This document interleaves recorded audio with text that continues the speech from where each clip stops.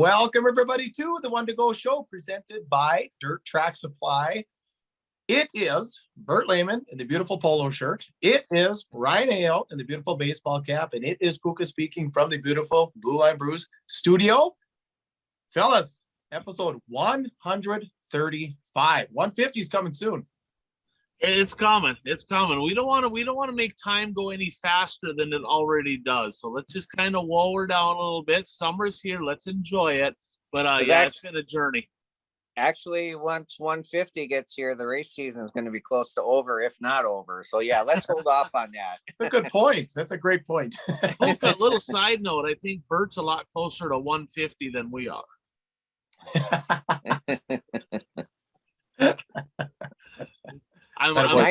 99 years away. Bert didn't really smile on that as much as we did. So, hey, speaking of Dirt Track Supply, Aero Chassis back in Victory Lane, Jeremy Castro had a couple weeks where he wasn't quite finding pay dirt, but he got another one out there out in the western country of Wissota land in his Wissota street stock. So tip of the cap there to Jeremy Castro in the Aero Nation street stock. And again, racers, I mean, that's your go-to. Get a hold of Trevor, get a hold of Ron, parts, get stuff fixed, tires, safety stuff, you name it. Dirt Track Supply, Watertown, South Dakota, they're your go-to for all racing needs. So, Puka, what do you think? What should we start here with? Well, let's start with this. What do you think? Bert went to a race. Did you go to a race, Puka? Well, no, Hibbing rained out. That was my plan, but they got rained out again. So take it away, Bert. Yes, I did go to Shawano Speedway. I had thought about going to Gravity Park on Friday night, but it was in the 90s and my air conditioning in my car isn't working, and it was an hour and a half drive. So I just stayed home and watched it on XR. But I did go to Shawano Speedway the next night, and I did make good on my my bet. Terry, Nick Avalink got an extra $20 from me after the. And we can post a picture here of me handing the $20 to Nick. I went up to Nick after the races and I said, I owe you $20. And he kind of looked at me and goes, what for? And then I explained to him what it was for. And I said, but I got to get a picture of me giving it to you. So he was a good sport about, well, he's getting $20. He better be a good sport about it. But then after the picture, he said, well, for that, you can have a beer. So he went and got me a beer. So I got a free beer out. Well, I got a $20 beer out. You got a $20 beer. It wasn't a free beer, right? It's like going to a Packers or a Vikings game. You're paying a lot of money for that beer. I hope you drank every last drop. Now, I'm hoping, Bert, that you pointed out that he was my lock of the week, right? We'll get to that in a little bit. I did not point that out, but I just, Puka, can you send me the expense report form so I can send that back to you? Absolutely. Yeah. So Nick, hey, I'm disappointed. Nick must not have watched the show last week. So we're gonna start, siphoning the money when they say what for. Right. Yeah, that's bullshit. We're gonna have to give him a C grade again if he doesn't start watching. I got a little background noise, guys, so bear with me. I don't hear anything. I'm in the Halver Line studio here. We're gonna have to get a little sponsorship from Halver Lines. I'm actually in the truck right now going to upstate New York. So Parks, I'm obviously not driving and doing this, right?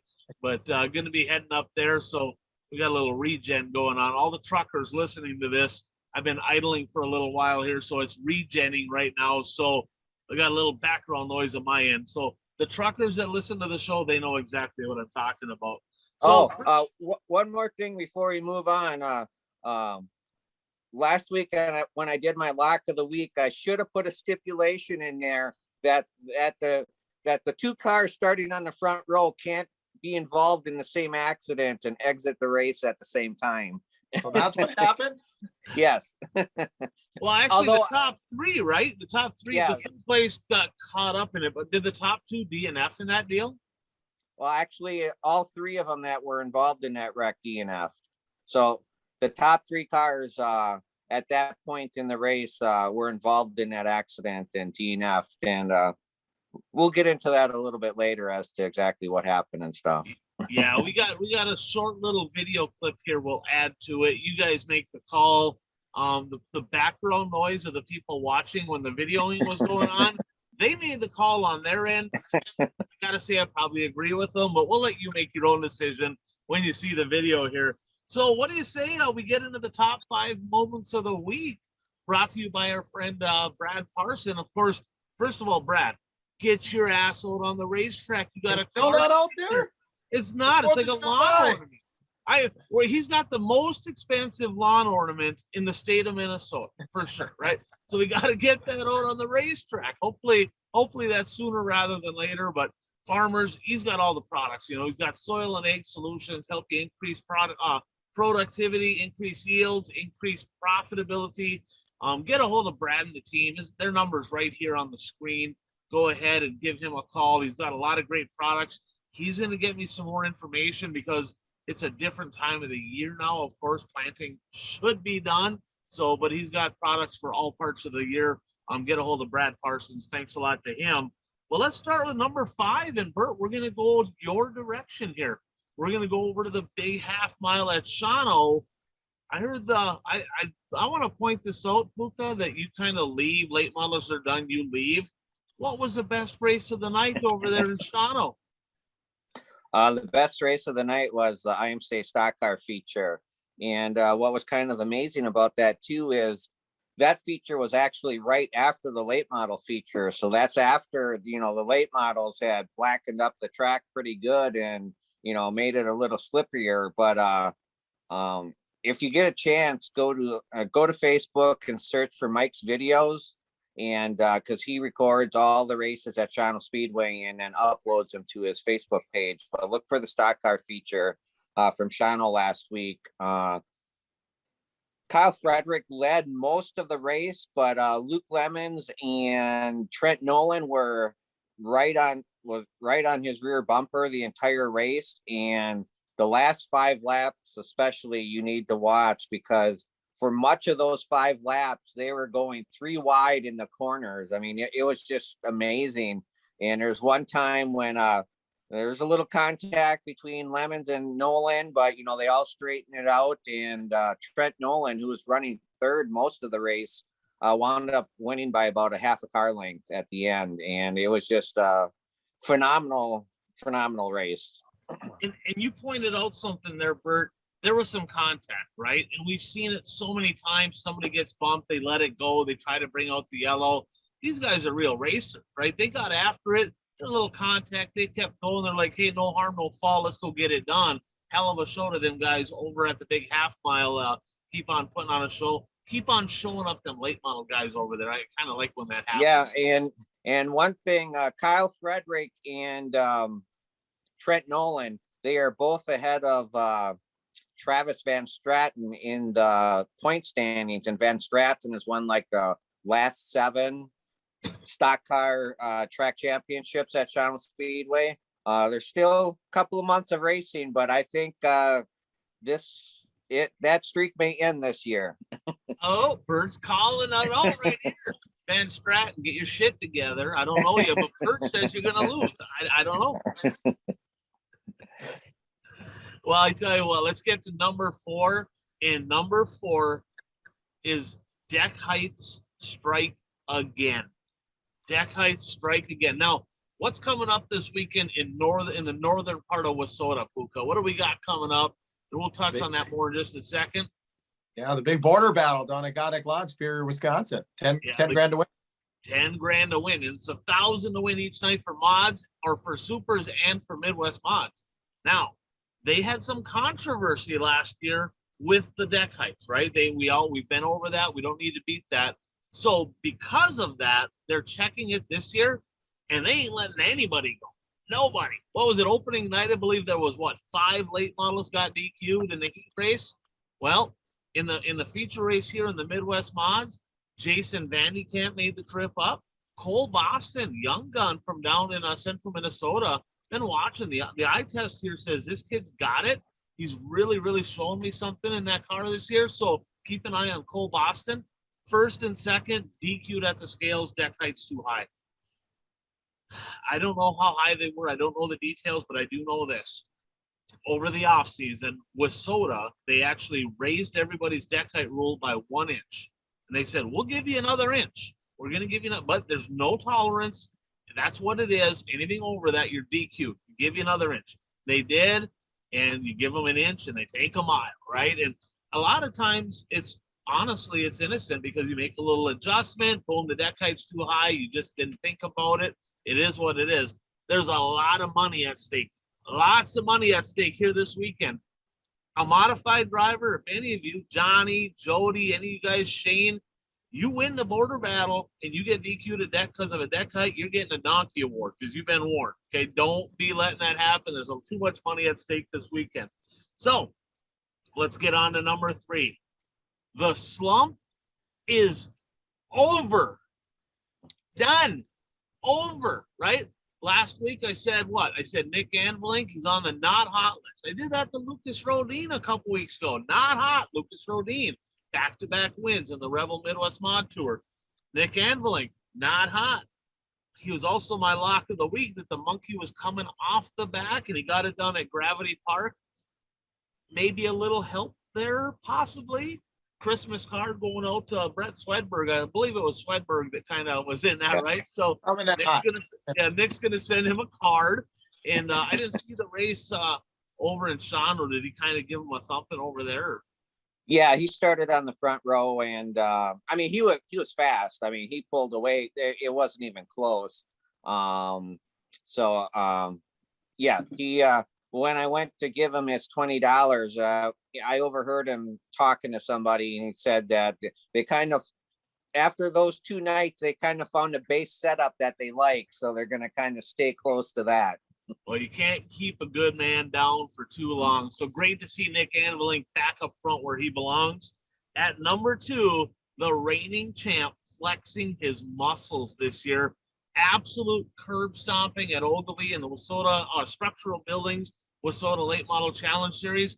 Cole Searing has been on fire. I'm going to talk about him more, but last year, right, I kind of kept him in the power rankings down around 3rd, 4th, 5th all year. Why? He was winning a bunch of races, but he had a lot of those 3 cars, 6 cars, all them kind of wins. Didn't have any big wins last year. This year, he's got lots of big wins. He's on top. He's tied for the lead with Pat Dorr in the Challenge Series point standing. So congratulations, Cole Searing, on a big win over at the big old Ogilvie, Minnesota. And at number 1, Puka, we'll let you take this one. We'll go with a little, this is kind of something I didn't expect. He's a late model guy. We're going to make him go a different direction here. But what's number 1? Absolutely. So Sheldon Ottenchild, affectionately known as Buggy Bobby on this program, swooshes around James McFadden and Buddy Koifoid on the corners 1 and 2 down at Huset's. What was that called? The High Bank Nationals? Bank Nationals. High Bank, and, and ends up winning by almost a straightaway for $100,000 check. So number 1, absolutely. Even Johnny Gibson there on the mic said everybody at Huset's Speedway on their feet as he took the checkered flag. Just incredible. Just the way you'd want to win a big one like that. Absolutely. We had a big one right at Eldora, and the late models come down to the closing laps. It was exciting. A great finish there at Huset's. So, yeah, tip of the cap to all them. So let's get into a quick recap and analysis here of what else went on over in Eastern Wisconsin. You went to Shawano. Let's start with this, Bert. So last week, right? Last week, one of our top 5 moments of the week was the Hitman, Johnny Whitman, winning back-to-back Clash at the Creeks. What happened? Well, this week, IMCA sent out a press release that, they never, which I find this kind of strange. They never mentioned Johnny Whitman's name in the press release. They said the press release started with Jarrett Seifert, who finished 2nd in Clash at the Creek, has been named the winner of the Clash at the Creek because the winner's tires did not pass lab tests. But nowhere in the press release did they say Johnny Whitman's name. They said Seifert's name, and they also said the name of the 3rd and 4th place driver because their tires did pass. So everybody's tires who passed, they said their name in the press release, but the tires that didn't. So I don't know if they're trying to protect his name or what. But I mean, if you're going to DQ somebody from a $10,000 win, I mean, say his name. I got mixed feelings on that. I don't know the details. I don't know the lab they used. Remember, there was a lot of controversy with the with what was it, USAT, right? With the tire lab testing and all that. So right now people are kind of like, is it real? Is it not real? I don't know.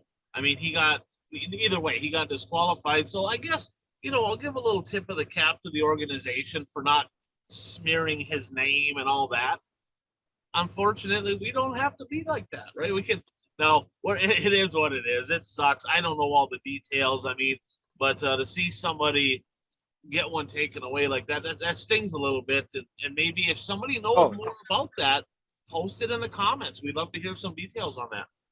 Yeah, I mean, I was surprised when I saw the press release, and you hear all this talk about, these lab tests aren't that accurate and that sort of thing. And drivers who have been gonged in the past have, to this day, they deny ever, doping up their tires. So, I don't know what to think. I mean, it's too bad. I mean, to go from a huge win, you're going to get, a local driver getting, I mean, that's like winning, the dream at $100,000, for a traveling late model guy. And to get that taken away from you, I mean, that's got to really bite. Maybe I tell you what, he's in your area. Maybe reach out to him, just see if he has a comment on it for next week. See what he has to say. I mean, it's too bad. It's unfortunate, but I will say, that teching matters. It's good to see whether he meant to do it, didn't mean to do it. I don't know the details. I don't. But right, yeah, I don't either. We all want an even playing field, and if I have no problem with somebody teching that, and if they're going to tech it, he had to pay the price. It is what it is. Anything else going on over in eastern Wisconsin? Well, just want to talk. Well, before I get into the Dirt Kings races, I got to give a shout out to Jerry Munster, who races in the IMCA Modified division. He won his heat race at Shawano Speedway on Saturday night, and you may be thinking to yourself, what's the big deal? This guy won a heat race. So, I mean, congratulations to him on that. And also, before I let's go back to the Dirt Kings. And, Nick Avlink won at Gravity Park and Shawano. Justin Ritchie had 2 good nights of racing too. He finished second at Gravity Park and third at Shawano Speedway. So 2 podium finishes for Justin Ritchie. And strong this year. Yeah, he's been really impressive. He's been running really well. And Jim Schmidt, he finished third at Gravity Park and finished 4th at Shawano Speedway. So that's a good run for him. Jim Schmidt would be Justin Schmidt's dad. And Troy Springborn finished 4th at Gravity Park and 2nd at Shawano. So he had 2 good runs too. And but getting back to that incident at Gravity Park, Justin Schmidt started on the front row and was leading the race. And Brett Swedberg started 2nd row, I think, maybe 3rd row. But he had a fast car. I mean, he was coming. So I think I would have lost the bet anyway, because I think somebody again, I got to give some kudos to the Gravity Park track prep. That track was very racy. I kind of sarcastically made my lock of the week last week because I've never seen a late model driver win from outside of the front row. And but that track was racy. It had a berm. You could race on the high side. You could race on the low side. So kudos to them. But yeah, Swedberg I think if he would have been just a little bit more patient, but he stuffed it in there entering corner 3. And I don't think there was enough room for him to stuff it in there.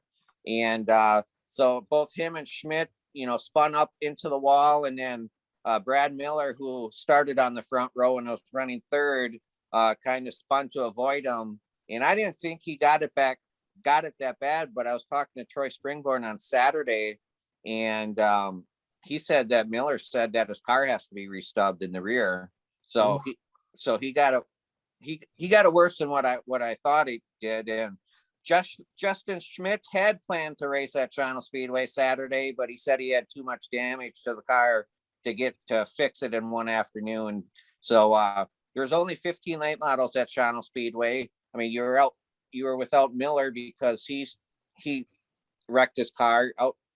Schmidt wrecked his car, and then Ron Berna was in a separate accident, and then they found some issues with his motor. So Berna didn't race Saturday either. Yeah, that's unfortunate. You know, that Berna was kind of the guy last year that had a pretty solid year last year, and he's kind of had a few troubles this year. So hopefully they can get that 66 back rolling. Yeah, and I'll just go through the top three in points. Nick Avalink is leading the points by 10 points over Justin Ritchie, and Troy Springborn, he's about 15 points back or so. So still kind of close. We'll see where the rest of the season takes us. Yeah, one bad night and Justin Ritchie's right there. It's not like he's been bad. He's been really good. In fact, I would say up until this weekend, he's been better than Anvil. He's been really, really strong in that 70s. So we'll see if we can keep that one nice and close to the very end. That would be super. Anything going on over there this weekend? Anything major this weekend? Well, Dirt Kings will be racing at Outagamie Speedway on Friday night. I do plan on attending that race in person. And then Toronto Speedway will have its regular program. And if I remember correctly, Plymouth will not be racing this Saturday because the NASCAR race is at Elkhart Lake, and they're in close vicinity. So it would just be a madhouse trying to, in fact, I think at the fairgrounds, to the Elkhart Lake. Plymouth models will come to Toronto. So Bert cut out there, and that's my fault because I didn't text the group saying, hey, on the air. So literally that text message. So Mike, I know you're listening to the show right now as we're talking because you watch the show. That little blip there with Bert was you. Okay, so wait, I'm gonna when I start talking here, it's okay if it freezes up Bert for just a second. When he's done, I'm gonna go ahead and text the group on the air so that doesn't happen to Bert again. Anything else, Bert, over there? What's that? Anything else on your recap? No, that pretty much covers the major highlights from Eastern Wisconsin. All right. So Ryan's going to get us going on his Wazota recap, kind of some analysis, all the good stuff that happened in the Wazota region this past weekend. I am, and actually, he sent me some news, and we'll touch on that at the end. One of the Minnesota racers had a pretty rough day today, so hopefully we'll get into that in a second. But yeah, let's get into a recap of. We call it the Wazota recap. We cover Cedar Lake and Eagle Valley, a couple tracks, but this brought to you by BuyRaceShirts.com. Outlaw Graphics, Jordan Tollefson, who's been running very strong, ran good in the Challenge Series race. You know, 4 racers, buy racers. If you're looking to get apparel, get a hold of Jordan over at BuyRaceShirts.com. He'll take good care of you. But I tell you what, let's try to make this quick. There was some rainouts, Puka, so it'll be quicker this time than last week. There was some rainouts. So Thunder City Speedway up in Thunder Bay, they raced this past weekend. Remember I said to remember this name? Cole Chernosky. He won the Super Stocks and the Midwest Mods. He's actually won the last 6 features that he's entered, and he's 4 for 4 in the Super Stocks, including he came down to Gondik Law Speedway and he won down there. I believe it was 1,000 to win. So keep an eye on that guy. Scott McKinnon, he got it done in the modifieds. Grand Rapids Speedway here this past Thursday. Midwest Mods, the 19, Darren Lawler getting it done. Zuli's race engine, by the way. So congratulations to Darren Lawler. Great race up front in the Midwest Mods. I don't know if you saw this, Puka, but Mervyn Castle, Swervin Mervyn, little Charlie, him and his dad Charlie were side by side for it felt like forever. And next thing you know, they get together, and here goes Charlie up in the trees. So Charlie, I gotta ask you this. I do. Were you trying to bring out the yellow to get dad put to the back? Because there was some contact there, and he just kind of turned to the right, kind of stopped up there, and I'm like, You don't do that to your dad. He's gonna bend you over his knee and whoop your ass for that shit. Don't be doing that to your dad. All right. Super stocks. Hey, the veteran Don Smith back in Victory Lane. Good to Ooh. see that 86 back there. He's done a lot for the Grand Rapids Speedway. So great to see him get it done. In the modified division, this guy's tough. Johnny Broking, the 45J. I talked to him. We'll talk more about him in a little bit here, but he's been pretty strong.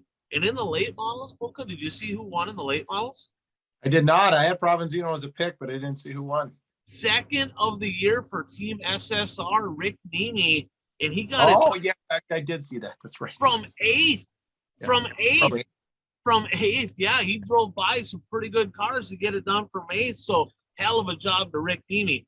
KRA Speedway, and this coming Thursday, Puka, we talked about this. The NLRA late models are in action this Thursday. Thankfully, the track smoothed it out. They got George Finkel in there. It was a little slick, but they got it hardened up, and they think it's going to be pretty good this coming Thursday. KRA Speedway, street stock action. Justin Vogel, he got it done. Mr. Second Place found a way to get it done.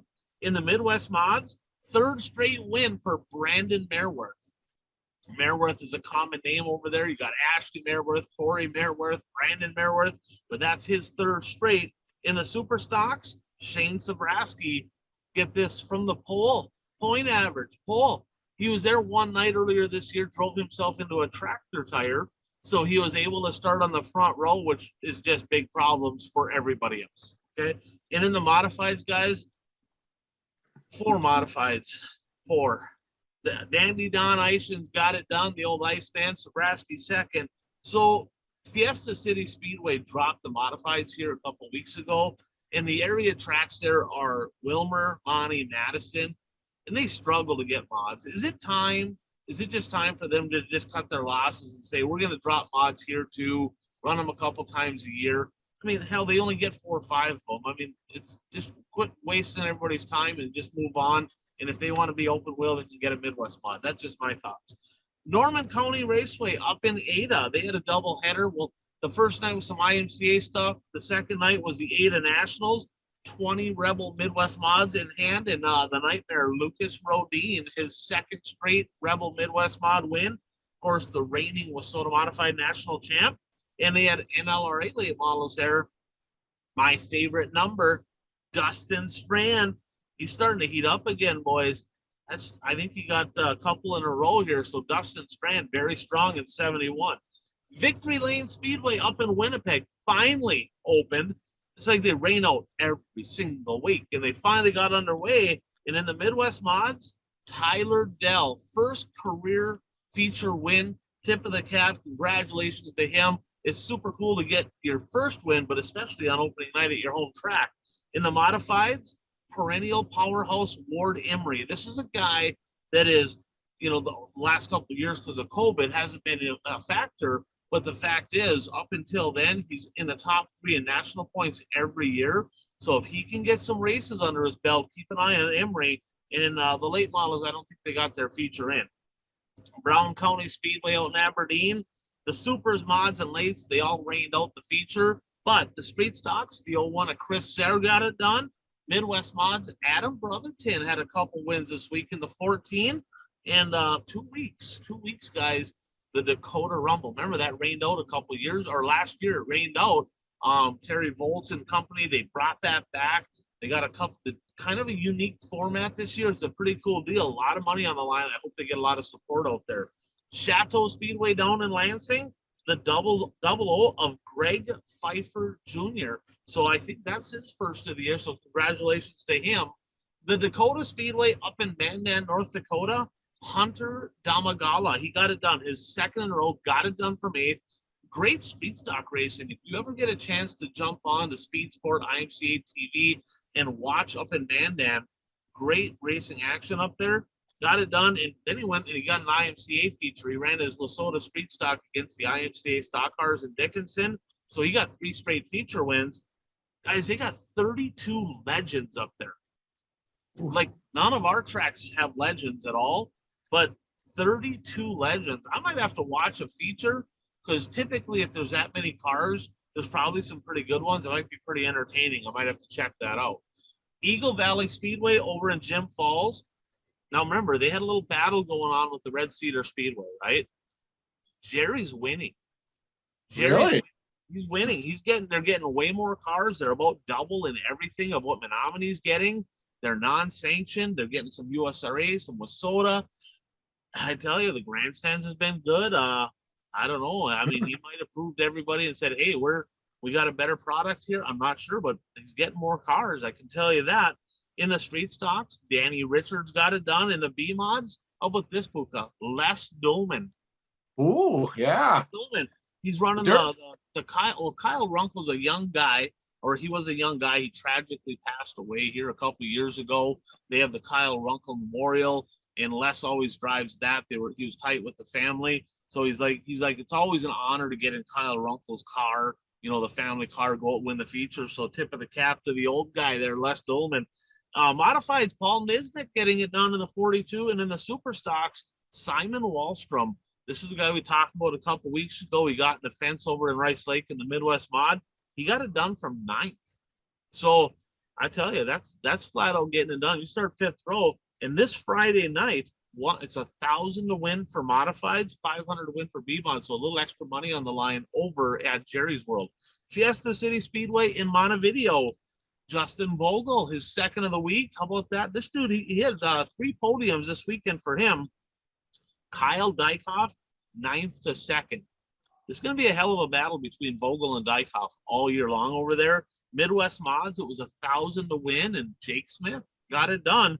And Matt Gilbertson, who runs mods, right? He got 2nd in the Midwest Mod. So here's proof positive, right? They dropped the mods. I don't know if he was running somebody else's car or how that all worked. He might have been. But the fact is, if they no longer have mods, if you want to race, they'll find something else to race. So there you go. Super stocks, Josh Rockets, his first career feature win in the Wasota Super Stocks. Congratulations to him. No races this weekend, but it is 1,000 to win for supers the following week. Gallatin Speedway out in Montana. Rex Feller got it done, holding off the big 3. I call him the big 3. No offense to anybody else out there, but he held off Petrov, Castro, and Kraber to get it done. And my buddy Bo Brown in the 00 Super Stock from 8th got it done out there. And man, I got to get this truck out to Montana. Hopefully somehow I can get her out there, because he sent me a picture. He's got 2 cars. He says, I got one sitting here for you. You come out here, you can race it. So get a GoPro. Get a GoPro. Yeah, I need to get out there. So we're gonna have to lobby Halverlines to get me a trip out west. Gondik Law Speedway up in Superior. We talked about the Midwest Mods already. Vandy Camp, Cole Boston, 1-2. They got DQ'd. That left Ryan Savoy in the driver's seat, and he got his 2nd of the year in the 16. Congrats to him. In the modifieds, tell you what, there's a couple of guys testing up there. So Jody Belfi got it done. Remember, 2 weeks ago, they had the Advantage RV Mod Tour there, and he got like 82nd, something like that. I mean, he was terrible. And I talked to him. He's like, I don't know what the hell I was thinking, trying shit, testing on a $1,500 to win night. Just stupid. Why would you do that? Do that on a regular, right? Well, it obviously worked, because he won this week, and he's won the border battle before, right? He's won that race before, and that one is 10,000 to win coming up. 2nd place, Dan Ebert. He was there testing. 3rd place, the 2C of Dave Kane. He was there testing. And then Brandon Top and Shane Sobraski in the top 5. So going to be some pretty stout cars. So I got a question for you guys. Border battle this week, 10,000 to win. Over or under 35 modifieds?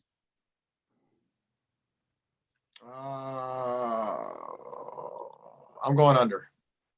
Going under? I'll go over just to be different. So I'm going to throw a little curveball in here. It's only 1,000 to win, but Jerry, right, scheduled 1,000 to win mod show at Eagle Valley. Will that keep a few of the Wisconsin cars down there?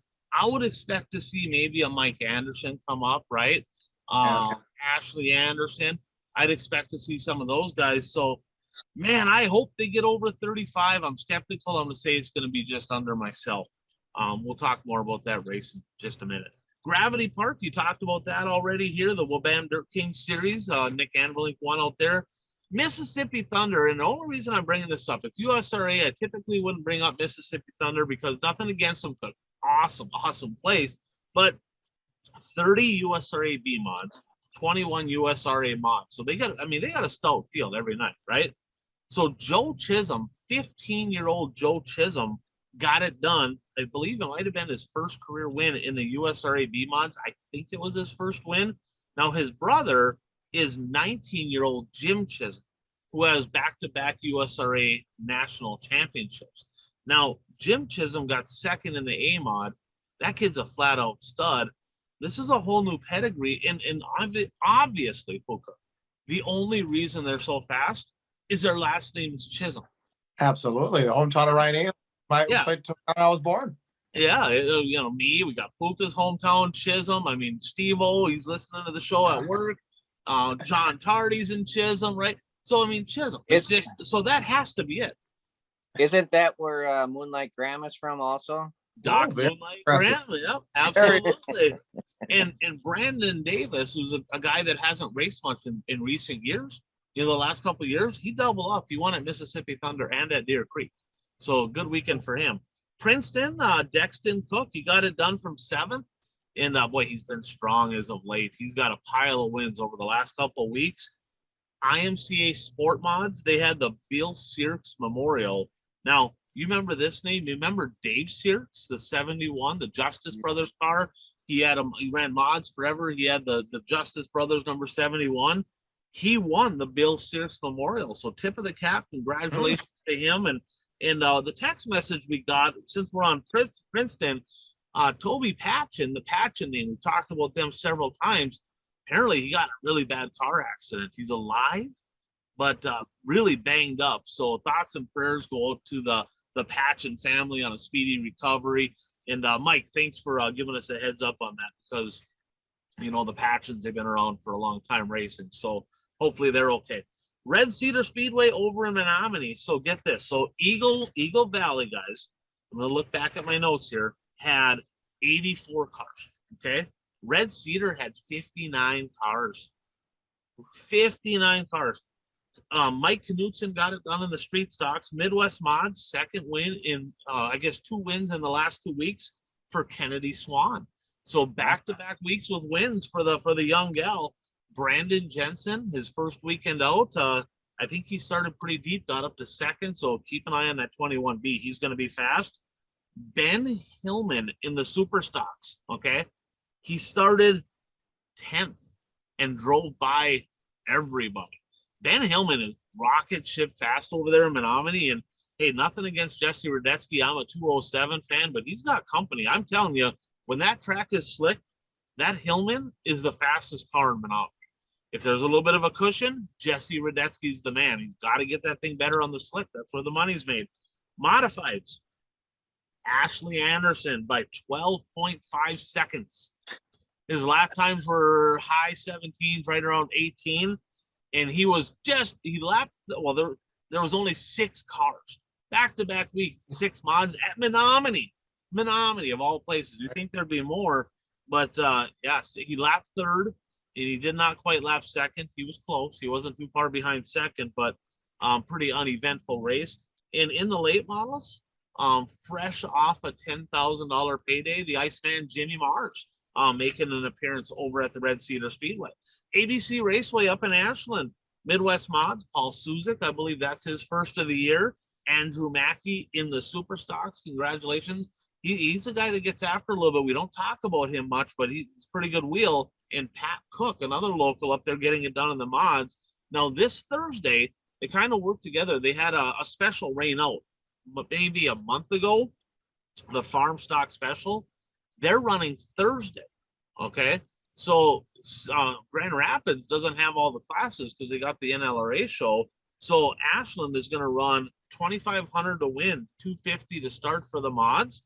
And they got a 1,200 to win for the supers and 1,800 to win for the Midwest mods. That's the Thursday right before Superior.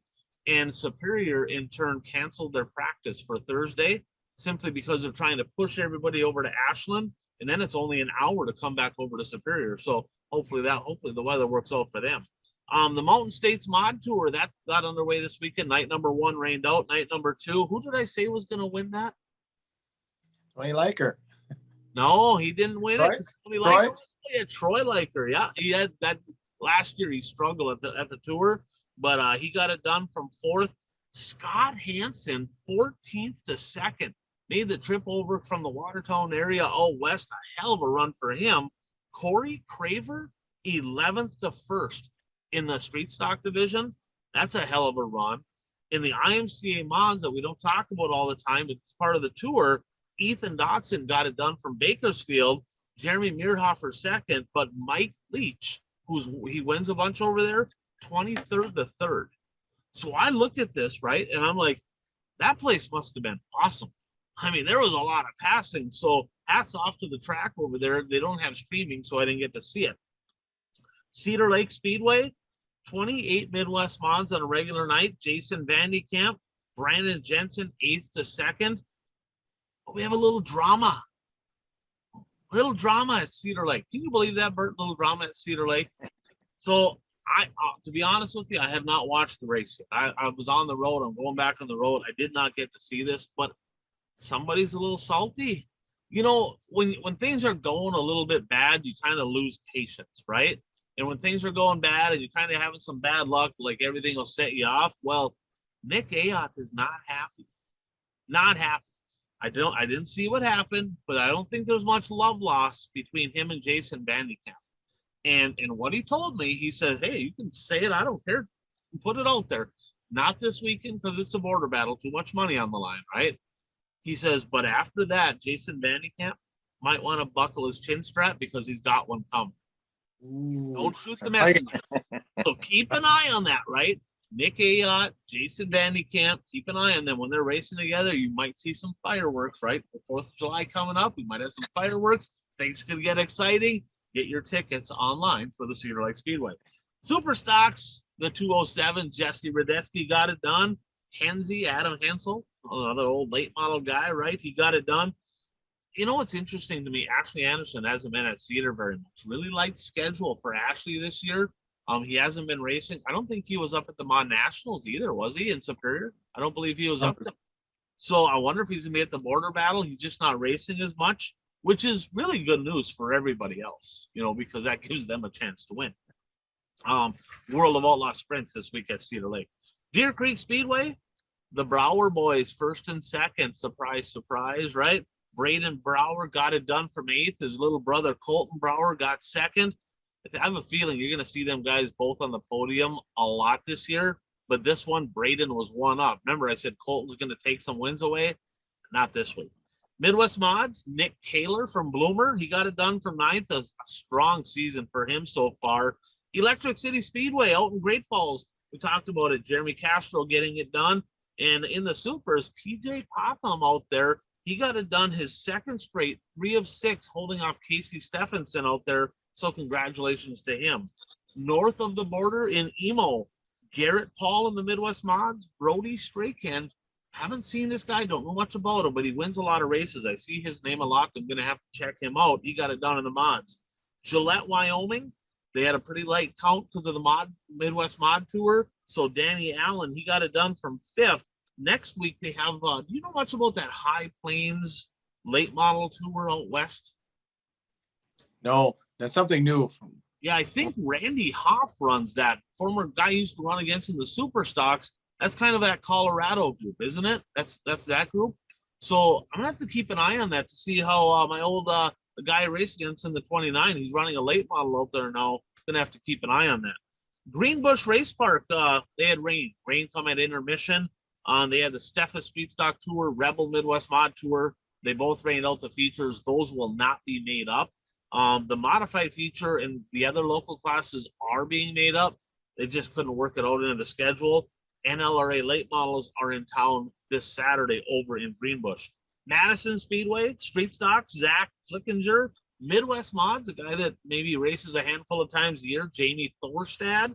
And the Super Stocks was a good race. 6 cars, but it was a good race. Like the top 3 were underneath the blanket, and really good battle between Carter Rentz and the veteran Jeff Flotten, and Jeff Flotten got him at the line. And Lee Gross in the modifieds, his first career mod, I believe Lee Gross is married to Morgan Ward. Oh, Yeah. And he's the one who kind of had the issue in Watertown. Call it how you want. Either way, he got sideways. Everybody stacked up. He got put to the back. Good to see a rebound there and get his first win. Miller Central Speedway, Maria Brooksick. She got it done in the street stock. She's been extremely fast. Podium every night. She got it done from the 4th row. Mikey Nichols, he got it done in the Midwest mods. I bet you can't guess who won in the super stocks. Sabraski? Trevor Nelson. Oh. 8th straight win for the 71. And Dale Ames, his 4th straight win in the 6th. And Josh Skorcheski on the 2S out there, the XR1 Rocket, 4th of the year for him. He's kind of keeping pace with Becker and them out west. Skorcheski quietly off to a really good start. Ogilvy, this is where they had the structural buildings Wissota Late Model Challenge Series. Now, a fan of the show texted me. He says, what the hell are these guys doing? I mean, the racing wasn't bad. I mean, so nothing against that, but this is from him. Don't shoot the messenger. They had 148 cars, Puka. 7 classes. Oh, That's exactly what he said. Yeah, That's- he goes, I saw 7 classes. I almost didn't go. He goes, in hindsight, I won't go back. They got it done in a fairly reasonable amount of time for that many classes, but you guys are, as a fan's perspective, when you bring in a Premier Series, right? What is your thoughts of having that many classes? That's too many in my eyes. I mean, because you're hoping you're going to have a lot of cars in the Premier Series that's going to be there. So there's no reason to have that many classes. 7 classes is too bad on a regular night. It's too many. It's just too much. No mas, no mas, no mas. Yeah. I'm with you. So promoters out there, I get it. We want everybody to have a chance to play, and I get it on the promoter side, right? Because if you cut a certain class, then you have them drivers go, oh, we're not good enough to race that night. I get it, right? But it's sometimes less is more. More classes is not more entertainment. It just doesn't work that way. So just tone that down. Street stocks out there though, Kyle Dykoff, he got it done from the 3rd row. I've been talking about him a lot. In the Midwest mods, Zach Benson, he got it done from the 5th row.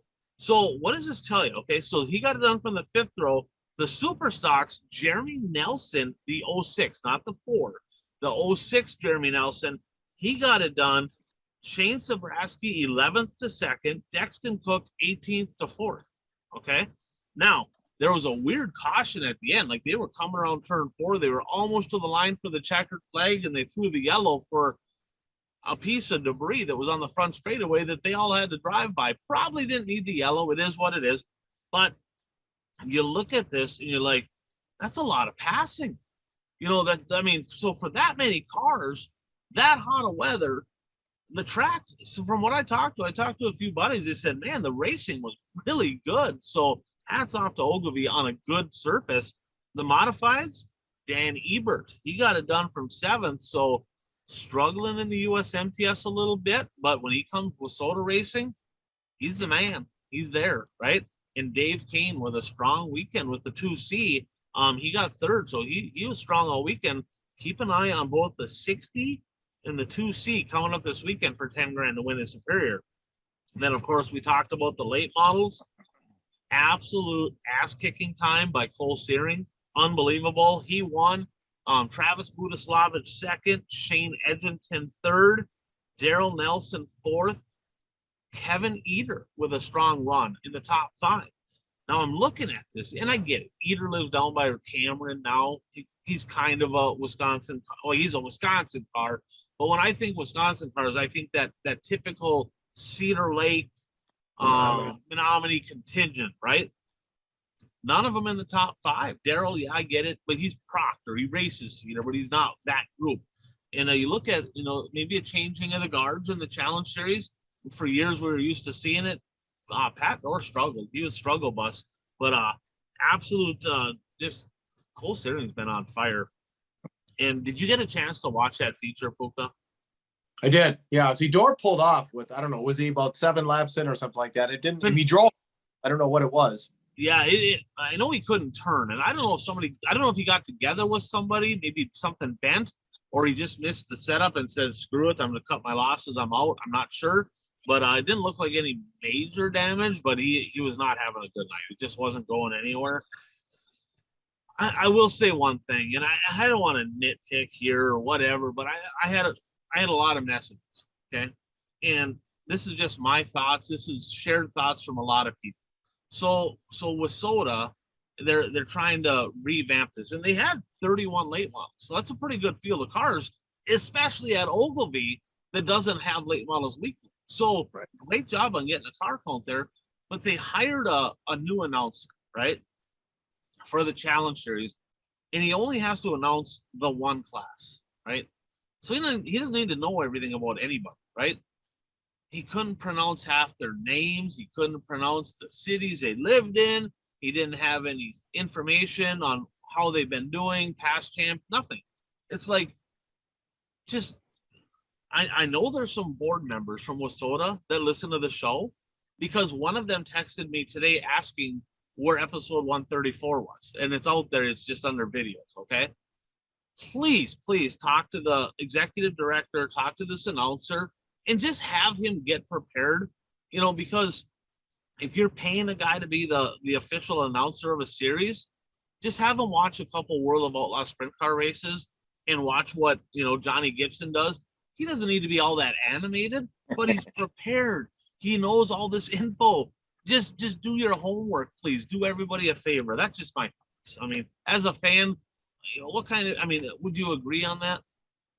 Yeah, I agree with that. I mean, if you're going to be the official announcer of a series or whatever, you need to know how to pronounce the names, where the drivers are from. You need to know some of the stats of the drivers from previous races. The Dirt Kings, Matt Panier does a great job in that. He's the official announcer for Dirt Kings, and he has stats that he rattles off, and that's what you need if you're going to be the official announcer for a series. Yeah, because if not, half the time the local announcer, I know Mark Fleischer, who announces in Superior, Hibbing, and Proctor, he's got all the stats for all these people already. Ron Krogh knows it all.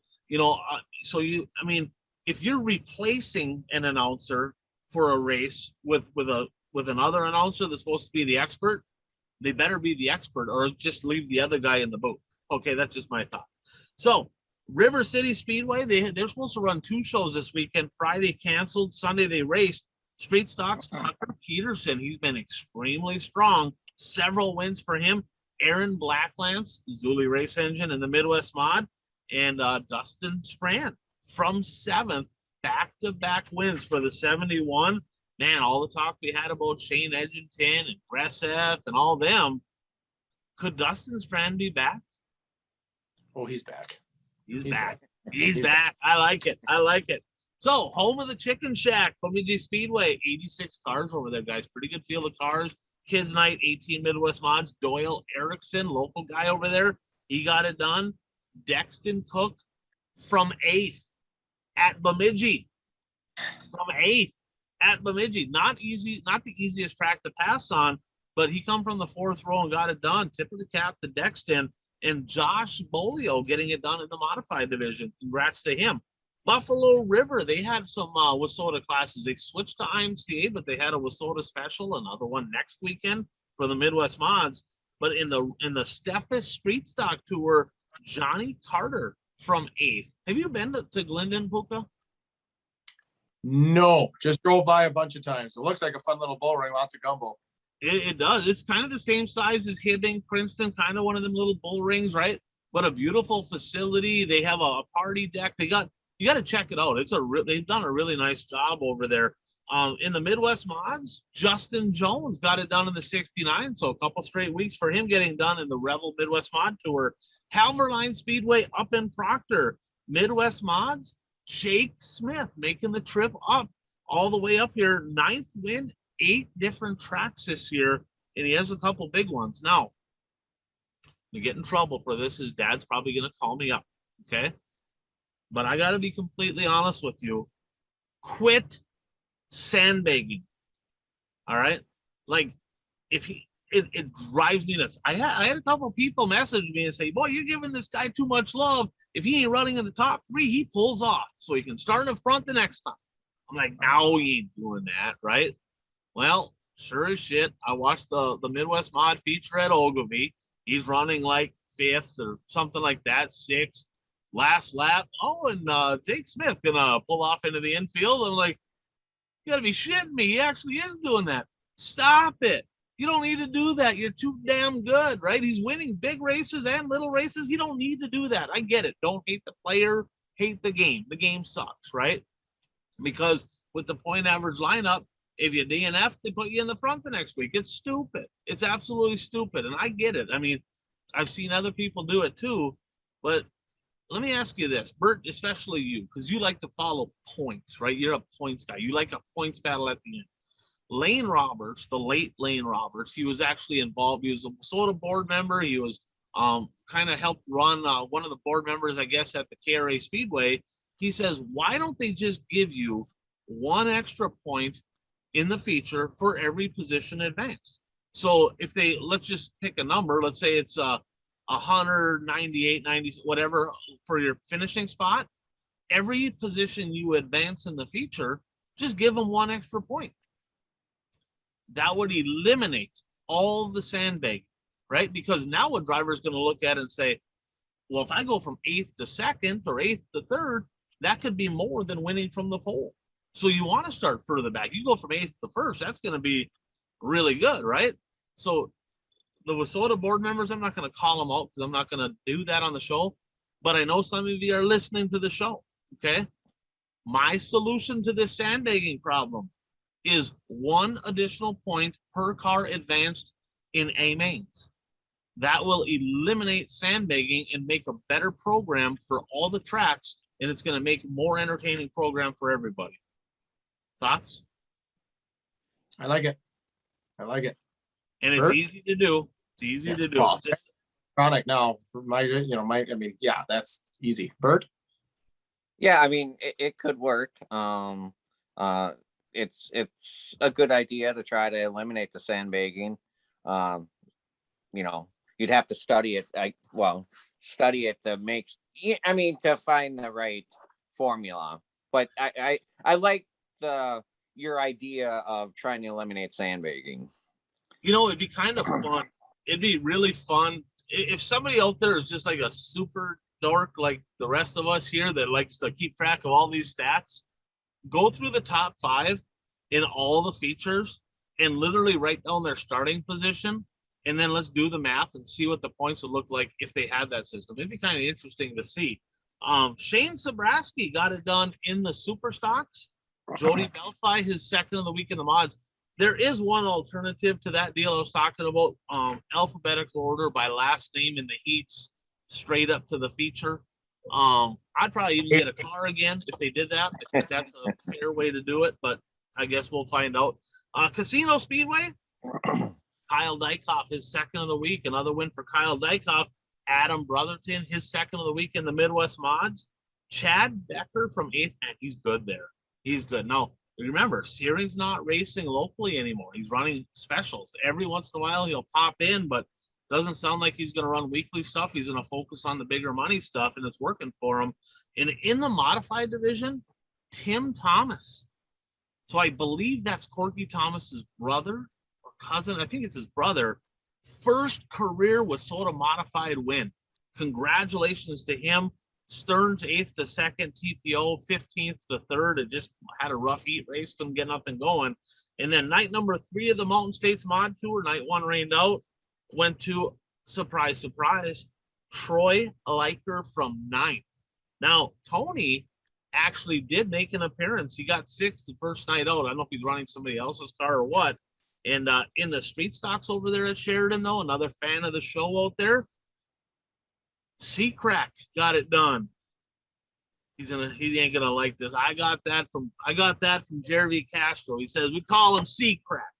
So Troy C-Pack got his first career street stock feature win. Congratulations. And really good buddies out there with Jeremy Castro, and Castro was super proud of him. He says we're kind of like shake and bake. I call him Cal. He's like Cal Naughton Jr., right? So super happy for him to get his first win. He rolled over earlier this year, so another guy out there to kind of put into the mix. So, man, lots of racing action over this last weekend.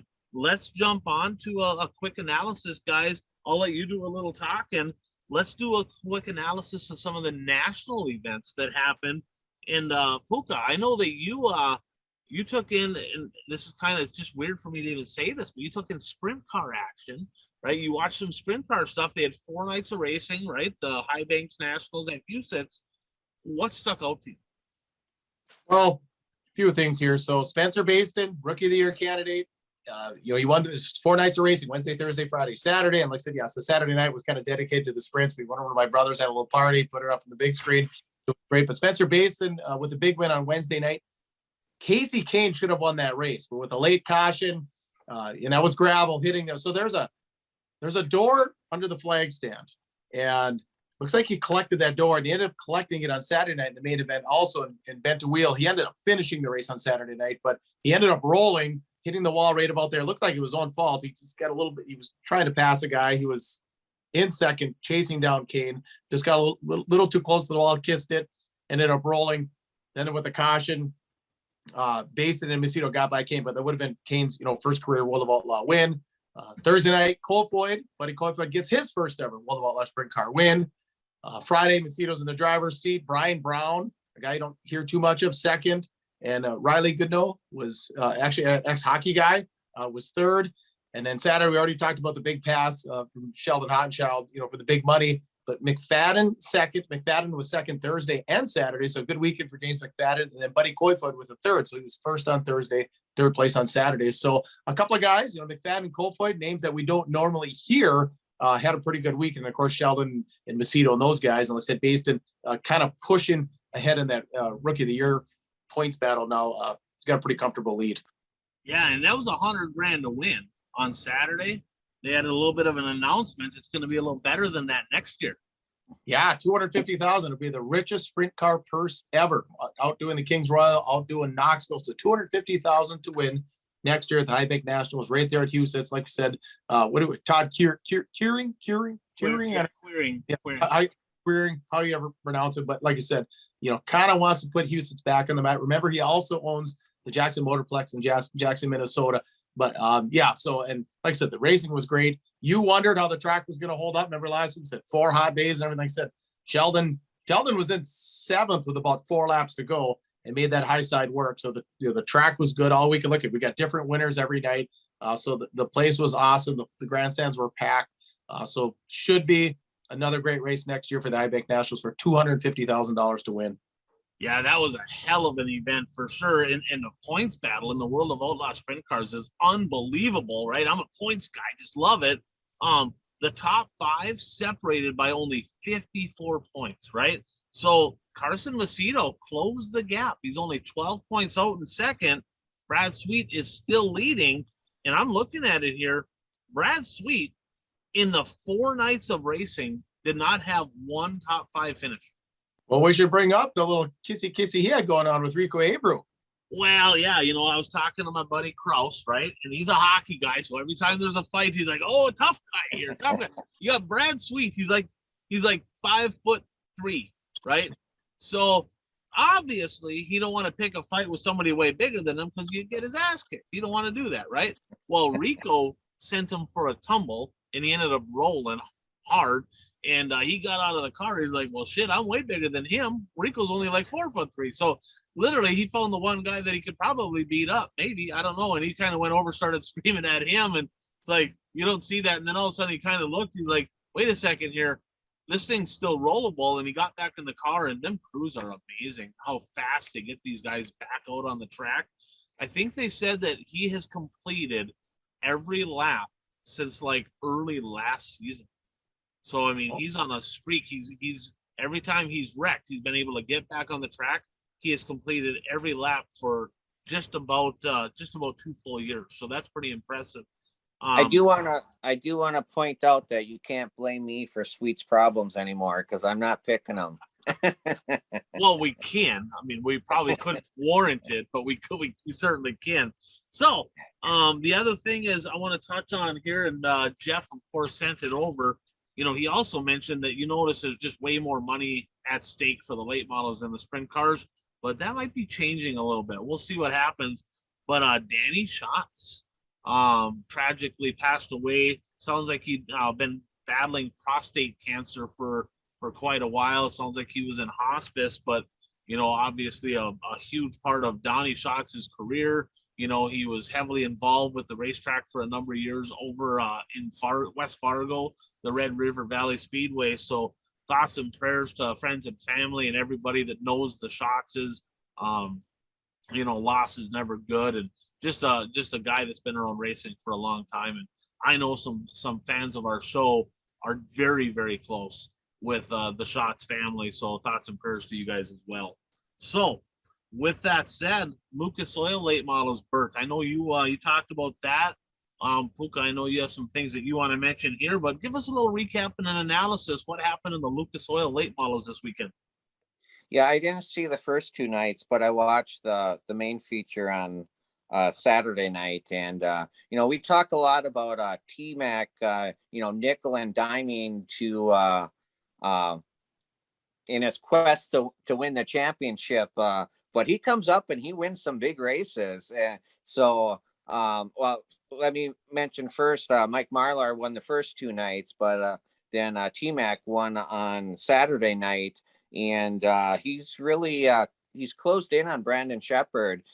Sheppard went backwards a little bit in the main feature. And as I was watching that race, the announcer was talking about the points battle. And this was a quote from the announcer.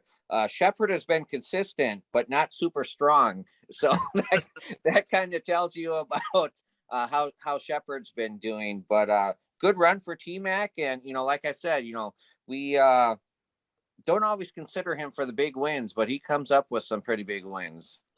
He sure does. And Puka, you know, you had a couple things that you were thinking about there with Lernerville. You know, what's Yeah, that's basically T-Mac's, you know, home track there. Lernerville. He's turned a lot of laps. That's why I picked him, and I got the points. But he led all 100 laps, third Lucas win of the year, second Firecracker career, you know, Firecracker win.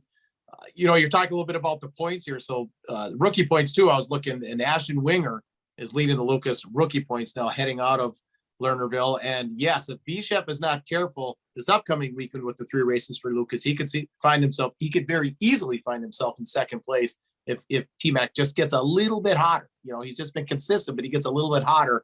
And I think he'll overtake Sheppard in the points race over the weekend. Yeah, he's got it down to 25 points now, right? And really a guy that we haven't talked about here is Turbo, because Turbo was right on the heels, right? I mean, it was only a handful of points. He was behind Sheppard. He's now 220 points back in third. It's like he's just kind of fallen off the map a little bit.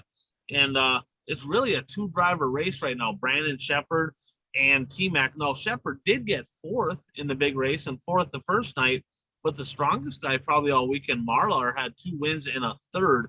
So a lot of great racing left to go in the Lucas Oil, but I tell you what, Brandon Sheppard, he's got to figure out a way to win, figure out how to win some of these Lucas races, because he can win everything else, but he's off a little bit there. We'll see if he can make something happen. So let's jump on to the Hell Tour here. Did either of you guys watch much of the Hell Tour? I watched one of the races at the I-55 race where Jason Feger led a good portion of the race. So just a quick little synopsis. They ran Tuesday in Springfield, Missouri. Squirrel, Brian Shirley got it done. Bobby Pierce second. Max Blair got third. Wednesday, they went over to Quincy, Illinois, Adams County Speedway. I drove through Quincy on my way home from my trip. I was down to Mississippi. Bobby Pierce got it done. Shannon Babb in second. Blair got another third. And who do you suppose won the UMP mod feature in Quincy, Illinois? Maybe Nick Hoffman, maybe 200. Can I have Nick Hoffman? Yep. Nick Hoffman, 6 for 6. Thursday, Spoon River, Tanner English. So 3 winners, 3 different winners, 3 nights. Tanner English got it done. Pierce second. And surprise, surprise, Max Blair third again. 3 straight thirds for Max Blair. And our daily double winner of the UMP mods is Nick Hoffman. Nick Hoffman, yep. And then Friday and Saturday, they co-sanction them. And Bert, this is something you've talked about, co-sanctioning Dirt Kings with Soda Challenge Series, stuff like that. Here they made it work. Now, World Racing Group owns UMP, right? And they own World of Outlaws. So it was interesting to me that they actually did co-sanction them. So Friday and Saturday was World of Outlaws and the UMP Summer Nationals. And how about this? Dennis Erb Jr. doubling up, got them both done. So I tell you, he's had this. Is this arguably the best year he's ever had? I mean, so far he's been good. Yeah, I would. Puka, you go ahead. Well, I was just saying, I mean, he's a 3 or 4 time, Hell Tour champion. And I don't want to take anything away from him, but the World of Outlaw late model series now is more like the Hell Tour. You know what I mean? So I mean, money wise and everything. And I like Dennis Erb Jr. And he's been around a long time. The one man band. And he just nice, cool, calm guy. Keep nose clean. He's a dream winner. All that good stuff. But some of those wins wouldn't be his wins if, say, Bishop was there, or if Josh Richards was running like the Josh Richards of old or something like that. But, I don't want to take anything away from him. Congratulations, Dennis Erb. And I kind of like that co-sanction stuff myself. So go ahead, Bert. But he was strong at speed weeks, right? He come off speed weeks. He was pretty strong down there. So, but you're right. I mean, the World of Outlaws kind of watered down. But this wasn't a typical World of Outlaw because you add in Pierce and you add in Jason Fager and you add in Shannon Babb and Heck and Aston, all these different drivers, surely. So you're adding in more drivers, but yeah, I see your point. You're definitely right. I mean, it's not like he has JD and Overton and Shepard and all those. Modifieds, who do you suppose won in the UMP modifieds? Not Hoffman. Not Hoffman. So Jeff said Hoffman's kryptonite is I-55. Rick Neuer, he got it done, and Nick Hoffman, he actually got third. He didn't get second. He got third. So he's 7 of 8. He did lead on Saturday, and he broke on the last lap leading. So he probably would have been 8 for 9, but he was not 8 for 9. And the Hell Tour, they got 6 races Tuesday all the way through Sunday. They got 6 in a row, UMP mods and UMP late models at all of them. Bobby Pierce leading the overall tour. And then, so I-55 on Friday, I'm driving, I'm actually right now still in training. So I got somebody with me. So I was coming up the highway, and I look over to the right in Peabody, Missouri, and sure shit, there's I-55 Speedway. Like, it's like literally right on I-55. It's like, that's why they call it I-55 Speedway. It's right on the highway. I could have literally pulled over the truck, and I could have crawled up on top, and I could have put in some microwave popcorn. I could have watched the races from the highway. It's that close. The guy that I'm training with, he says, no, we can't do that. I think that's bullshit, but it is what it is. And I couldn't go slow enough to kind of keep an eye on. I think they were still time trialing when I went through. It was around that time. So, but I was close, but no cigar. But I can tell you this, when I'm out traveling, I've talked to J.R. Tardy, I've talked to Joel Collins, I've talked to a lot of these friends of mine in the truck. There will be times when I'm going by a new track, and I will be stopping in and checking out some new tracks. So we'll have a little bit to talk about from my journeys as far as trucking. And then the World of Outlaws guys had a standalone show in Jacksonville. Bert, who won that one? Well, Brandon Shepard in the family-owned car won that one, and it was actually his 79th World of Outlaw win, which makes him the winningest driver in the series. So he can win on the Outlaws, and he can win in the family car, but he's not winning in the Lucas and in the Rocket House car. But a couple of things that I noticed, we had mentioned Josh Richards. It's good to see him back behind the wheel after his injury at Eldora Speedway. Also of note, Bobby Pierce skipped this race to prepare for the week of racing on the Hell Tour. To the disappointment of many of us because we had picked him for this race. I didn't. So I was okay with it. Thanks, Bobby. Appreciate it. But then I don't know if you watched the race, but Shane Clanton's car must have magnets in it this year because that car is making contact with a lot of other cars this year. Him and Shirley got into it with Heckenest, like driving over the top of them. That was a pretty interesting incident there. I might become a fan. You know, maybe it's a red car. I know my buddy Kraus got a red car, and that's kind of how, you know, he likes to ruffle some feathers a little bit. So maybe it's the red, right? Maybe it's kind of like, it's like the bull thing. You got the red. Maybe, I don't know, brings out some violence in people. I'm not sure. But yeah, you're right. Clanton's been a little rough around the edges. Kind of makes me like him, to be honest with you. I might have to cheer for this guy a little bit more. And it was an interesting. I'm really starting to become a fan of these little bull rings. Watching the racing on these small tracks is really fun. And sometimes hold on. Can you repeat that? Louder. Louder for us in the back. What? The racing on these small tracks is really fun to watch. And I mean, sometimes the cars go two-wheeling all by themselves. Gundaker and Ryan Gustin did it where their cars were completely bicycling. I mean, they had only two tires on the ground. Yeah, it's definitely elbows up. Puka? I got a comment on the small tracks. But by the way, all you fans, if you could hit the like button, we'd really appreciate that. That's just kind of the way this whole thing's worked. The more likes, the more people see it. So if you can help us out, we'd love if you just really quick smash that like button. I need some fan help here. There is that 100 lap Hell Tour race on that tiny track. Is it Macon? I can't remember. So if anybody knows, is it Macon? Yep. Okay, that tiny track. So I want to make sure someone put in the comments too. I don't have the schedule in front of me when that one is. I want to make sure I watch that one because that is fun. I mean, that track is tiny, but they seem to get around it. They carry some momentum. We've got some good banking. That's my favorite race on the Hell Tour every year. Yeah, absolutely. I'm with you on that one. And there's a lot of good ones. I'm kind of partial to Fairbury, but there's definitely some good ones. And one more thing to note on the World of Outlaws series, they're down to 8. Kyle Hammer, who was racing for Rookie of the Year points, who actually showed some signs, right, of speed. Like, he qualified really well. He had some good runs. He had some good moments. Don't know all the details. I saw a couple posts. You can go to Kyle Hammer Racing, check it out, and kind of see what it said there.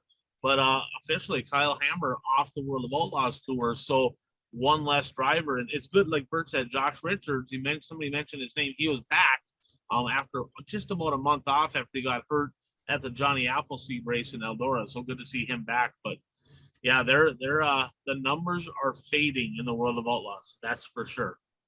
So what do you say we get into a blast to the past, brought to you by Impact Health Sharing?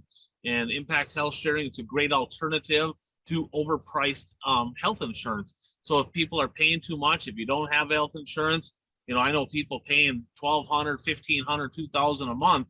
Our typical family price for healthcare is about $600 for the family with a $2,500 deductible. Shoot me a message, shoot me a text. I'll get you a quick quote, see if we can help you out. So Impact Health Sharing. Number 135. Do either of you have a 135? Nor do I. Bert, do you have a 35? The only 35 I have is current IMCA stock car driver Vern Stedgy. Okay. That's the only one I can think of. 35's tough. I think Puka and I have the same one. So Puka, I'll let you go ahead, and I'm guessing you have the one I have. Yeah, it's not a past racer, it's a current racer, but gorgeous George Ledeen from Raider up on the Iron Range with a feature win, I believe, last year. Mm-hmm. The first one since like 2013 or something. So George been at it a long time, veteran late model campaigner up here. But like I said, not a past racer, but a current racer. What do you remember about George? You got any stories? You know, that's it. Just a guy that everybody gets along with. George, he's one of them guys, you know, he's kind of a man of few words. He doesn't talk much, but he's been around. He's been, you know, supporting the Hibbing Raceway for as long as I can remember. And, you know, every once in a while he cracks one off where all of a sudden he runs up front and you're like, hey, great run, George. It's kind of one of those guys that is the underdog. Like when he has a good run, people are kind of like, hey, that was kind of cool to see him run good. And so yeah, like you said, he had a win last year, so pretty cool to see that. And let's see if he can maybe steal another one before the days are numbered, because I don't know, he's been at it a long time. I kind of feel like a quitter with some of these older guys still racing. So I don't know. I've always heard like 12 kids. He's got a bunch. I don't know how many. I think he had triplets at one point. I think he had triplets, yeah. And I don't know if he expected the triplets, right? So it's one thing to have a kid, and then, oh, by the way, there's another one coming. And you're like, oh my God, twins? Really? Yeah, oh, wait, one more. You're like, you shitting me? Like, stop. Just stop, you know? Yeah, that would be interesting. Three kids at one time. Puka, you got a house full of kids. How would you have liked that? Oh, could you imagine that last one being triplets, even doubles? That'd be too much. Right. No mas. Exactly. So, hey, let's get into a little who's hot and who's not. Brought to you by My friends right here, Blue Line Brews. This is what it looks like. And I wish you could smell it because it is so good. So Blue Line Brews coffee, go on their socials, Facebook, Instagram, all the socials, give them a like, give them a follow. We support the men and women in blue. You support the men and women in blue. So check them out. And like I said, that you can get kind of the updates on what's going on with them. But as always, 10% of the profits back to the fallen or the injured in the line of duty for our faithful in the uniform, wearing the badge. So bluelinebrews.com. We got the K-Cups. Got the bags. Save 15 is the promo code. Save 15% on your order. And like I said, there are some stores scattered in northern Minnesota, northern Wisconsin, the Twin Ports, Duluth Spirit area. We can actually find it in store. So just look for this label when you're shopping coffee. You'll help everybody out. Awesome. So Bert, who's hot? I'm going to stay local to Eastern Wisconsin, and I'm going to go Nick Avalink. Won two Dirt King features last weekend. Plus, he got an extra $20. It's all about that $20. That was kind of cool. I think that was that motivation that put him over the top. So yeah, great job, Nick Avalink. Puka, who do you got? I'm going Buggy Bobby, Sheldon Hodenschild. So his 8th win of the year on Saturday night, ties his win total for last year. So obviously we're gonna see him exceed that. And then these 8 wins are the most in the series this year. Who do you got, Ryan? He's been awesome. Remember last year, how many would he have won last year? But remember, he kept blowing right your tires. He had so many flats. So he found a way to keep them just a little bit longer. So that's good. I'm going with Cole Searing, right? Last year, the big knock, he can't win a big one. Hasn't won a big one. He can't win a big one, right? And not that he couldn't win a big one. He just didn't race a lot of big ones. He kind of focused locally, right? Well, look at this. So he started out his season with a Challenge Series race over at Fergus. He got 4th. He got 2nd to Jimmy Mars, which is like a win, right? So he got 2nd at the 10,000 to win Masters at the Cedar Lake Speedway. He got 2nd at the 3,000 to win Tri-State Late Model race at Huron. He got 1st in the 5,000 to win Tri-State Late Model Series race. Thank you, Kent Arment, right? And he just gave him an absolute ass kicking in the Challenge Series race at Ogilvie. So all he's racing is big stuff, and he's in the front every night. Cole Searing is he's not going to be a contender probably for a WISSOTA national title because he's just not racing enough. But when the money's on the line, that 10 car has been very, very good. So Cole Searing is my who's hot. Bert, who's not? I'm going to go with staying local again and go with Brett Swedberg. Not only was he involved in that accident at Gravity Park, but Saturday at Shawano, as the green flag waved, there was a puff of smoke from his car, and he put his hand out right away, and it appeared he lost the motor. So not a good weekend at all for him. Yeah, you're exactly right. Hopefully he can rebound from that because he's been at it for a long time, and he's been having a rough go so far. Puka, who's not? Oh, Kyle Bronson. Does this guy even race anymore? So over under, the guy who led the most laps at the USA Nationals last year, Bert and I witnessed it, thumping the cushion. Over under 1 win this year for Kyle Bronson in the Lucas. I'm going under. Well, he ain't following Lucas, right? Because he's not following the Lucas series. Right, he kind of dropped off, but he's kind of there. But yeah, I'm trying to get like not a local show, but I'm trying like okay, let's put that Like like a XR or Lucas. Yeah. I'm going under. Unless it rains like a bitch and it's hammered down and he can survive the whole race. I don't know. He's that guy that's like, I don't think he can put a whole race together. I just don't. Bert, what do you think? I agree with you. I'll take the under. Wow. Okay. A guy that I thought potential coming into the year to, maybe do some damage, and it's just been nothing. I'm going to go with Brad Sweet. Okay. Now, when do you suppose his last win was? Any guesses? I know when it was. I was there. Or no. Well, it was either Grand Forks last year in the end of August, or it was that Skagit trip Labor Day weekend. No, he got one this year. He won at Vado March 29th. And Okay. that was his last win from Skagit. So the dude flat out forgot how to win races. I really don't know what to say. Now, I have a little method to my madness, right? Because I'm kind of on a little hot streak here on my who's not list, right? I picked Rodine, he starts winning. I picked Brad Sweet at Cedar Lake this week to double up. Brad Sweet, you're on the hot seat. You're not, right? Learn how to win. He's got to learn how to win. He's leading the frickin' points, can't win races. Brad Sweet, not hot.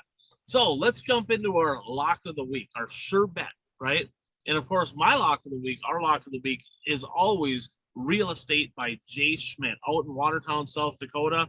Over 20 years in business, big racing family, great people, great family. But here's the deal. If you need commercial, residential, land, any kind of real estate transactions in that Watertown area, that South Dakota area, I don't know how big of an area he services, but South Dakota is where he's licensed. Get a hold of Real Estate by Jay Schmidt. He'll take good care of you. So your lock of the week, Bert, is? I'm going to use a hockey term here, Puka. Nick Avlink turns a hat trick and wins his third straight Dirt Kings race at Seymour.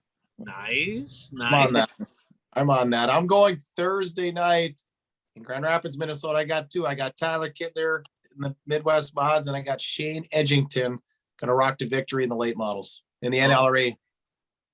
I'm going with Colt 45. I'm going with Johnny Broking to take home $10,000 at the border battle. So I've been watching Johnny all year. I've been kind of saying the last couple of years he's on it, right? He gets after I'm not going to say he should have won night one of the Mod Nationals, because it would have been a hell of a race between him and Brandon Kopp, who did win it. But Johnny was leading and broke him over, right? Johnny also was nothing against Don Ishins, because he had a hell of a good race in Grand Rapids at the Advantage RV Mod Tour. But Johnny may have stepped on his dick a little bit too much, right? And we talked. Johnny says, hey, I should have more wins. I got to quit screwing up. I'm trying too hard. I got to quit screwing up. He's got a fast hot rod. That thing's really good. So he literally drove into a tractor tire at Rapids, and the heat had to come from the back, spun out a lap, right? And he was in second when he did it from like 14th. Spun out in Superior, had to start spun out this past week, had to go from 14th to 5th. So, Johnny, what you need to do, stop at the store, go to the section that has all the health type stuff, get yourself a Band-Aid, go ahead, tape it to your leg so you can't step on it, and go get you some $10,000. Okay? Get her done. So Johnny Broking winning the border battle. So, all right, let's move on from that. Johnny's gonna kill me for that one, but it is what it is. That's my pick. Last lap, Puka, brought to you by. Yeah, our friends over at Zuli's Race Engines have been on board for a while. Ryan just continues to recap the winners every week. He's already gone over a couple when he was doing the Wazona recap. Do you have any more? Do you have any more list? Tucker Peterson, the guy that keeps on winning in Grand Forks, he got it done in the Streeters. Aaron Blacklands, he got it done in the Midwest Mods. Dykoff with a pair of wins. Justin Vogel with a pair of wins. Darren Lawler with a win. If you can't beat them, join them. Absolutely. So we're gonna. With that said, I'm gonna start with this. So remember last week we talked about over in Ogilvie, they had the UMSS sprint cars there, wing sprints, and Owen Carlson got together with Chase Vebrock Chase Vibrock went for a hell of a tumble, right? Literally, he rolled hard. Okay. Now, here's the deal. The Vibrock family was pissed. I mean, I watched the video and I can't say if it was on purpose, not on purpose, or whatever. It could have been a racing deal. Things happen fast. I would have to think, okay, that nobody's gonna intentionally roll somebody over in a sprint car because you're usually gonna destroy your own shit in the process, right? That's just most of the time. Well, the UMSS series made the decision over the last week to suspend 18-year-old Owen Carlson for the remainder of the season. They ruled that they felt that it looked like it was intentional, and well, everything I got here is hearsay. That I know. He got suspended from the UMSS, but there was stuff being thrown. There was threats being made. I mean, there was a lot of stuff going on, and rightfully so. That Vibrock tumbled hard. I can see why he was. I would have been mad. I get it, right? Even if it wasn't on purpose, you're going to be mad. Have you ever? What's your thoughts on a judgment call like that, saying that was clearly on purpose? He's suspended for the year. That seems like it's pretty tough to make that decision, don't you? Don't you think? I can understand making a suspension decision, but I mean, unless it is clear cut that it was on purpose, I think the rest of the year is tough. That's Yeah, On a judgment call. precedent. Yeah. It almost sounds like there's got to be more background. There's got to be a way. Was there a social media post? Was there something out there? I'm going to get him, or there's. I think there's a little bit more. Where there's smoke, there's fire. There's got to be more to the story. Where I would think. I mean, I'm gonna do this. I got Ron Bernhagen's number, and I'm gonna go ahead and I tried getting a hold of him today to kind of see what he had to say about that, because I just want to hear his side of it. That's the I guess president or whatever, he runs the UMSS series. I'm guessing he made that decision. So I'll do what I can to bring back some information for next week's show. But Chase, we'll put the video on here. We'll have Mason Aaron, who thanks a lot for Mason Aaron's videos. Check them out on Facebook. He has a lot of cool stuff. YouTube channel, I believe he has too. But I'll have him post that video of the incident on here. And so you can see the incident we're talking about, and then I'll do some extra homework to figure out if there was more to the story. Now, another, a little bit more sprint car news. Did you happen to see who got behind let's call it a nostalgia? I don't know what you'd call it. Like I don't know what kind of race you'd call it. Not necessarily a nostalgia, but like an exhibition race over at Thunder Hill, the big go-kart track over in Menominee. Did you see they had non-wing traditional sprint cars over there? yeah, I saw who got behind the wheel. Do you know who it is, Bert? Yeah. Okay, so yeah, the X Factor himself. Yeah, Jesse Glenn's, and fourth place finish. Is that what I heard? I don't remember where he finished. I honestly I forgot to look it up, but I want to see him get back behind a late model. I know he hurt a motor, but my goodness, like we're missing some Jesse Glenn's. That's a perennial front runner right there, and so he's got one. Well, not even a full race because he blew up right away, right? So hopefully Jesse Glenn's gets back underway, and so I'm just gonna say right here, Brad Parson, if you're not gonna race your car, just call Jesse Glenn's and have him do it, right? I mean, why not, right? I mean, might as well put it in the front. I mean, he's gonna he'll make the most out of it for sure. Might as well put the good car to use, right? So this week's standings, Puka had a hell of a week. I don't even know how many points he got, but Puka's at 86. Jeff's at 82. I'm at 74. Jeff tried to get me an extra point, but Bert didn't let that happen. Well, I want to I may have to do a recount back to the beginning of the season, because last week you sent out a text stating that I only had 9 points instead of 10 points. Well, I was DQing you. And now this week they're trying to give you more points than what you actually had. We're trying. Yeah, you're only one behind me now, so I got to do all I can. And then we got Mike's at 39 and Brad's at 26, and Brad got a late start, so he kind of took Donnie's shots this week. And maybe I tell you what, how cool would it be if Donnie Schatz can come to kind of his home area track after losing his dad and park that 15 in Victory Lane, that would be super cool. I think there's a lot of people be cheering for that this week. Another thing here is, I guess, this week's picks, right? We got 5 races that we're picking, both World of Outlaw Sprint Car races at Cedar Lake. The Lucas Oil late models, they're at Florence on Thursday, Portsmouth on Friday, and Muskingum Speedway on Saturday. And Jeff's like, it's in Dresden, Ohio. I'm like, bullshit, I looked, it's in Zanesville, Ohio. Well, then I clicked on Facebook, right? And on Facebook, it says the address, Dresden, Ohio, located in Zanesville, Ohio. Like they're clear. I mean, they're confused. Obviously, it's like the Cedar Lake deal. New Richmond, Somerset, who knows? Wherever you want to call it. You know who promotes that track, right? The Morans, Donnie. Oh, does he actually promote that track? What's that track? Yeah. Okay. Yeah. Well, that makes sense because it's right there at home. So that would be interesting to see. So with all the stuff going on here this week, one last thing. Tri-State Late Model Series. They actually race Friday and Saturday. Denison, Iowa on Friday, Park Jefferson on Saturday, and of course our very own Trevor Anderson from Dirt Track Supply leading the Tri-State Late Model Series. So good luck to him out there. Hopefully he continue to pad that point lead. So with that said, guys, lots of racing coming up. What are you guys looking forward to?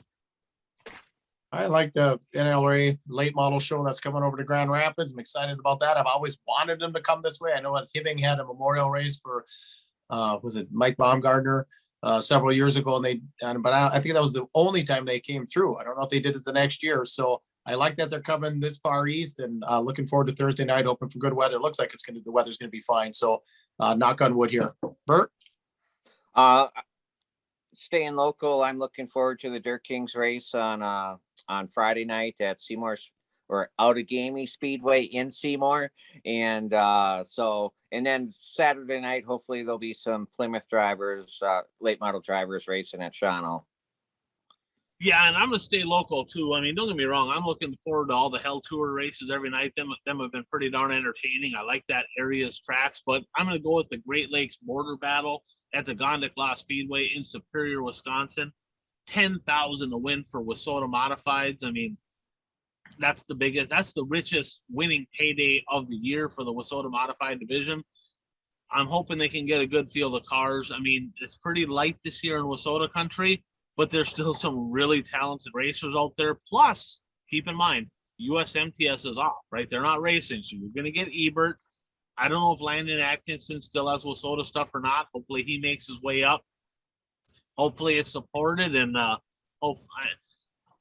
picked Johnny Broking to win that one, but I got a lot of buddies in the modified division. I just want to see a hell of a good race over there in Superior. So, Buka, go ahead, take us home. All right. Well, thank you guys, everyone, for joining us. Please subscribe, please share, please like. Like I said, that helps us out a lot, kind of on the back end of all the stuff we're doing here with the One to Go show. So we could just take a second to do that. We'd really appreciate it. Of course, we've still got some merch and stuff. Get a hold of us. You can, comment or just send an email to the one to go show at gmail.com. We'll figure out a way to get this stuff to you. Thanks to all of our great partners: Dirt Track Supply, Brad Parsons Soil and Ag Solutions, Jay Schmidt Real Estate, Zuli's Race Engines, Outlaw Graphics, Impact Health Sharing, Blue Line Brews, Mason Aaron Videos. Hit us up: TikTok, Snap, Facebook. We're also on Rumble now too, so check us out for those of you that are Rumblers, YouTube, and most importantly, thanks for joining us on episode 135. Get out there and be your dream, your tune to the One to Go show.